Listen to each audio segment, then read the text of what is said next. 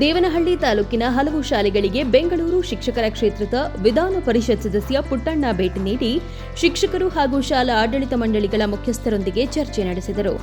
ಈ ವೇಳೆ ಶಿಕ್ಷಕರು ಎದುರಿಸುತ್ತಿರುವ ಹಲವು ಸಮಸ್ಯೆಗಳ ಬಗ್ಗೆ ಮಾಹಿತಿ ಪಡೆದುಕೊಂಡರು.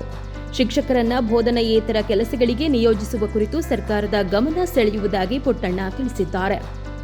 ಶಿಕ್ಷಕರು ಎದುರಿಸುತ್ತಿರುವ ಸಮಸ್ಯೆಗಳು, ಶಾಲೆಗಳಲ್ಲಿನ ಅಗತ್ಯತೆಗಳು ಹಾಗೂ ಬೋಧನಾ ಕಾರ್ಯಕ್ಕೆ ಎದುರಾಗುತ್ತಿರುವ ಅಡೆತಡೆಗಳ ಬಗ್ಗೆ ಅವರು ಮಾಹಿತಿ ಪಡೆದರು. ಈ ವೇಳೆ ಮಾತನಾಡಿದ ಪುಟ್ಟಣ್ಣ, ಶಿಕ್ಷಕರ ಸಮಸ್ಯೆಗಳ ಕುರಿತು ಹಲವು ಶಿಕ್ಷಕರೊಂದಿಗೆ ಚರ್ಚೆ ನಡೆಸಿರುವುದಾಗಿ ತಿಳಿಸಿದರು. ನೌಕರರ ವರ್ಗದಲ್ಲಿ ಸುಮಾರು 70% ಮಂದಿ ಶಿಕ್ಷಕರೇ ಇದ್ದಾರೆ.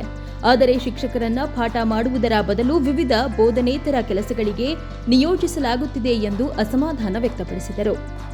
ಶಿಕ್ಷಕರು ಮಕ್ಕಳ ಭವಿಷ್ಯ ರೂಪಿಸುವ ಪ್ರಮುಖ ಜವಾಬ್ದಾರಿ ಹೊಂದಿದ್ದಾರೆ.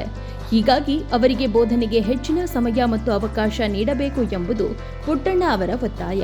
ಒಂದು ನಮ್ಮ ಚುನಾವಣೆ ಇದೆ, ಎರಡನೇದು ಎಲ್ಲ ಸಮಸ್ಯೆಗಳು ಕೂಡ ನಮಗೆ ಗೊತ್ತಿರೋದ್ರಿಂದ ಸಮರ್ಥವಾಗಿ ನಿಭಾಯಿಸುವಂಥ ಕೆಲಸ ಮಾಡ್ತಾ ಇದ್ದೀವಿ. ಒಂದು ಇರುವಂಥ ಸಮಸ್ಯೆಗಳು ಮತ್ತೆ ನನ್ನ ಇದ್ದರೆ ಅವನ್ನ ತಿಳ್ಕೊಳ್ಳೋಂಥದ್ದು, ಮತ್ತು ನಮ್ಮ ಚುನಾವಣೆಗೆ ಎಲ್ಲರೂ ಕೂಡ ಭೇಟಿ ಮಾಡಿ ಒಂದು ಮತಯಾಚನೆ ಮಾಡ್ತಕ್ಕಂಥದ್ದನ್ನು ಮಾಡ್ತೀವಿ. ಸಮಸ್ಯೆಗಳು ಅಂತಂದರೆ ಬೇಕಾದಷ್ಟು ಸಮಸ್ಯೆಗಳಿದ್ದಾವೆ. ಯಾಕೆಂದರೆ 70% ಶಿಕ್ಷಕರೇ ಇರೋದು, ನೌಕರ ವರ್ಗದಲ್ಲಿ 70% ಇರ್ತಕ್ಕಂಥದ್ದು ಇದೇನೆ. 1 ಕೋಟಿಗೆ ಹೆಚ್ಚಿನ ಮಕ್ಕಳು ಓದ್ತಾ ಇರ್ತಕ್ಕಂಥ ಇಲಾಖೆ ಇದು. ಹಾಗಾಗಿ ಸಮಸ್ಯೆಗಳು ಬರ್ತಾನೆ ಇರ್ತವೆ, ಅವನ್ನ ಬಗೆಹರಿಸ್ತಾನೆ ಇರ್ತೀವಿ. ಹಾಗಾಗಿ ಈಗಿರ್ತಕ್ಕಂಥ ಸಮಸ್ಯೆ, ಈಗ SIR ಟೀಚರ್ಸನ್ನು ತಗೊಂಡ್ಬಿಟ್ಟಾರೆ, ಪಾಠ ಮಾಡೋಕ್ಕಿಲ್ಲ ಅಂತಾರೆ, ಭಾರತ್ ಜೋಡಿಸ್ತೀನಿ ಅಂತಾರೆ.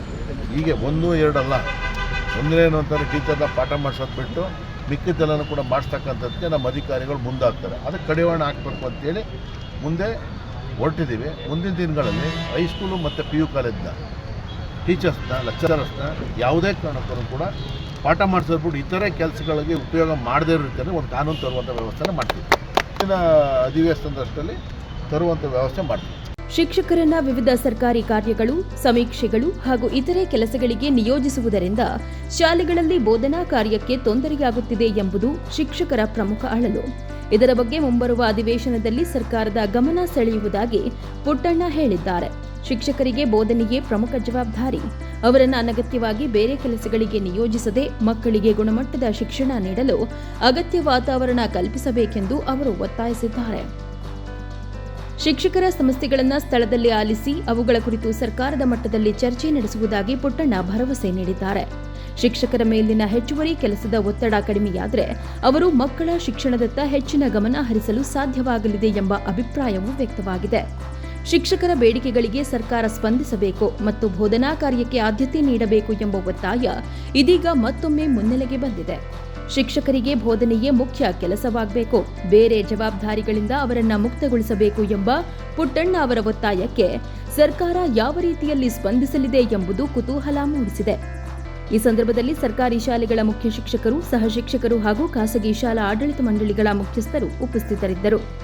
ವಿನಯ್ ಎಂ, ಪ್ರಗತಿ ಟಿವಿ, ದೇವನಹಳ್ಳಿ.